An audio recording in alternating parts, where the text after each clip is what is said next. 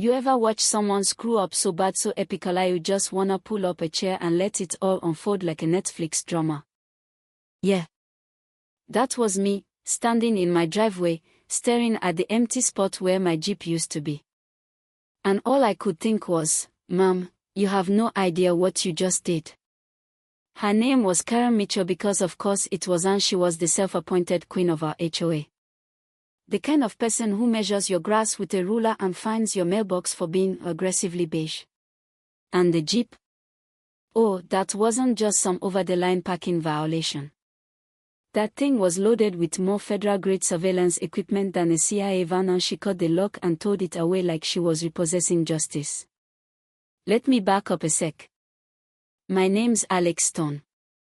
A few years back, my mom Sarah was living peacefully in this neat little suburban pocket, the kind where neighbors wave but don't ask too many questions. Everything was fine until Karen got herself elected HOA president and turned the whole place into her own personal dictatorship. One minute she's slapping warnings on flower pots, the next she's threatening to sue over ramp modifications for my mom's wheelchair. I didn't even see it coming. I was off working private security contracts across the country until I got that call. Mom had collapsed. Stroke. The doctors said the stress had been building for months, but I knew exactly who'd pushed her over the edge. That was the moment everything changed. I walked away from contracts, from comfort, and I joined the FBI.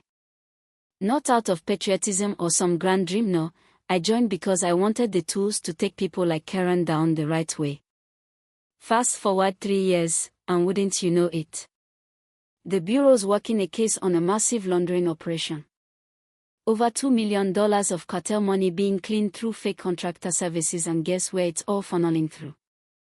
Local HOAs. Including, you guessed it, Pine Creek. Karen Mitchell's fiefdom. They needed someone who could blend in, someone who knew the culture, the politics, the language of HOA warfare. I raised my hand so fast, I nearly dislocated my shoulder. I moved back in with a cover story, recently discharged private security guy, coming home to care for his aging mother. Perfectly harmless. Perfectly forgettable. Now, here's where it gets good. My Jeep was bait parked just barely over the line on purpose. Hidden inside were cameras, audio transmitters, encrypted files, even a direct line to Bureau HQ. The plan was to let Karen do what she does best, overreach. And boy, she didn't disappoint. 3:04 a.m. My cameras catch her creeping across the driveway in sweatpants and Crocs, wielding both cutters like she's breaking into Fort Knox. She clips the lock, rummages through the vehicle, snaps photos of confidential equipment and tows the entire thing to a private lot. All while narrating her crime like she's the villain in her own HBO special. Next morning, I find a note taped to my door. As HOA president, I have impounded your suspicious vehicle. Signed. Karen. At that point, I couldn't even be mad. It was like watching someone dig their own grave then build a patio over it. But what she didn't know was that everything, her bolt cutters, her break-in, her midnight monologue, was recorded. So I call up my handler, Agent Rodriguez, and I'm like, boss, you are not gonna believe the evidence package this woman just delivered straight into our hands. Now, here comes the twist. Karen wasn't just some overzealous rule freak. Turns out, she was smack in the middle of the laundering operation. She thought I was working for a rival cartel de Ramaris, and she panicked.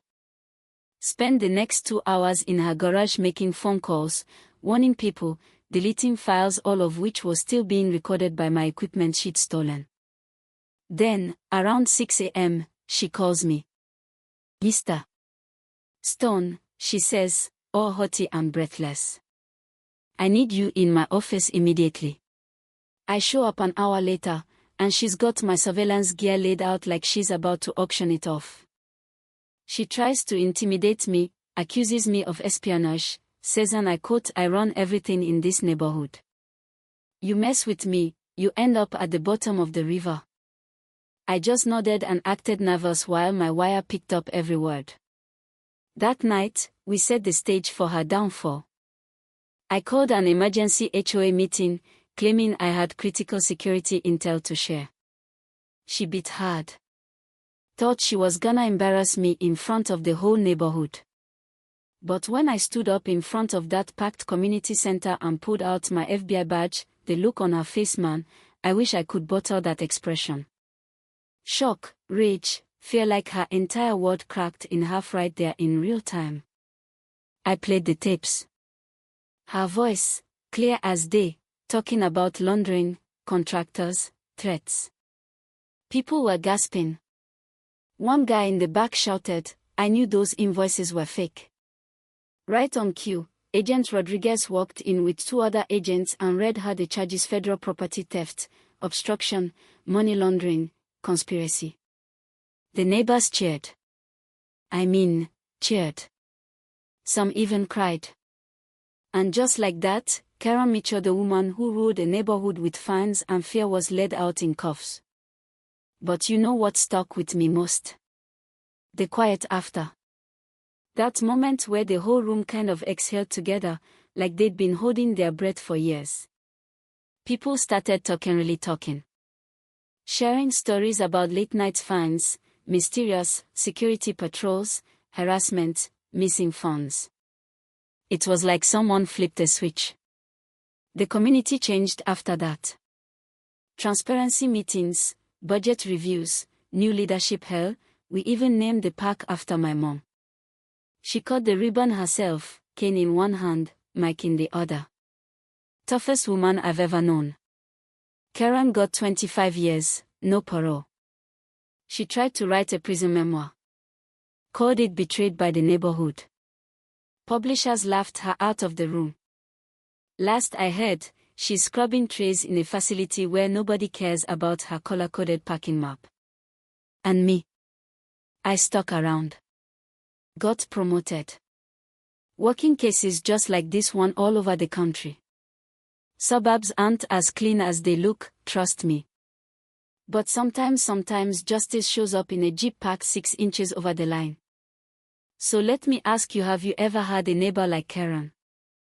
Someone who hides behind rules, but underneath is just power-hungry and rotten to the core? Tell me below. I wanna hear your story. And don't forget, sometimes the quietest streets hide the loudest crimes. Stay sharp. Stay honest. And never underestimate what one person, just one, can do when they decide enough is enough.